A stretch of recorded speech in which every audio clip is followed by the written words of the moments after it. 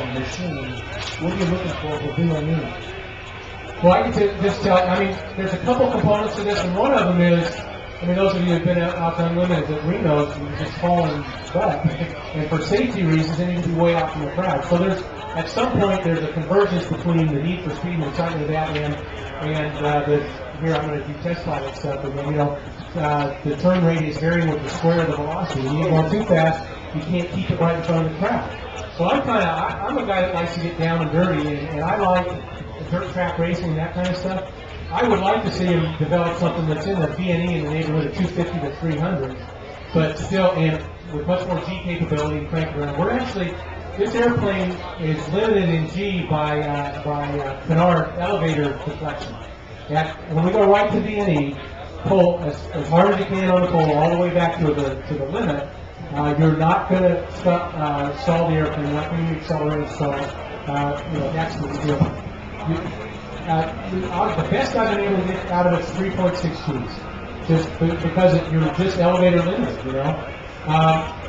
And 3.6 Gs airframe, you would start to get the bucket limit, the actual stall, and the accelerated stall down around, I'm trying to remember the numbers, 150ish, 140. So you've got more airframe capability there, you just don't have enough canard elevator authority. And then the other side of the story, I talked about how I've never flown an airplane that was so overpowered compared to the airplane.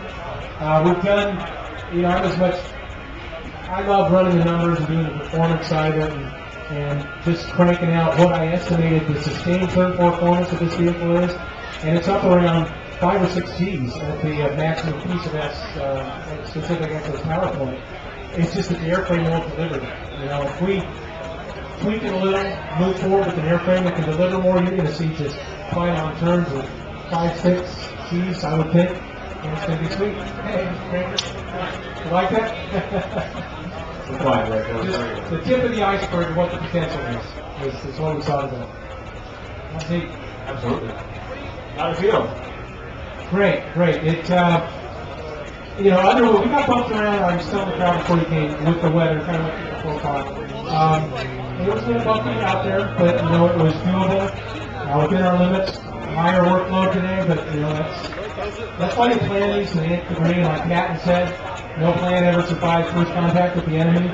And you have to adjust a little bit. You've got a baseline to adjust it from. And we're able to do that and still put on a great show for the crowd. And that's what it's about. We're doing something.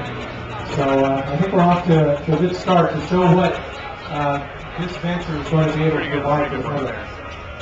Absolutely. You're talking about the guys who built this thing, the rocket plane? Everyone, the whole venture. Everyone, listen, you don't know, Ranger Whitelaw is the CEO of Rocket Racing, with his partner Peter Diamandis, founder of the vision and the imagination really to say, hey, we can combine all these things in a way that's never been done before and do something really exciting for folks. I'd like to thank him for his support and what we've been able to get to at this point with real hardware and real flying. It's just leading to some great stuff.